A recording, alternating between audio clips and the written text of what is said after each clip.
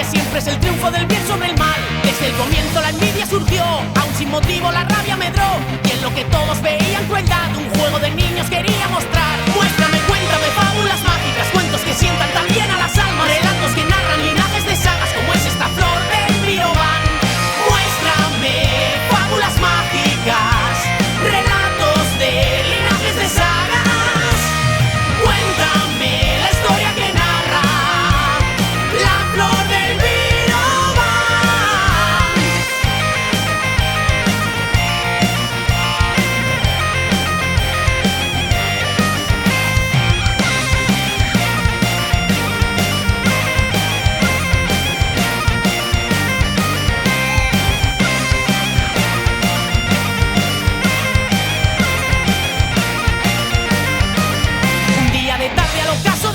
El lóbrego hombre una daga empuñó y por la espalda en silente traición con el frío acero a su hermano mató.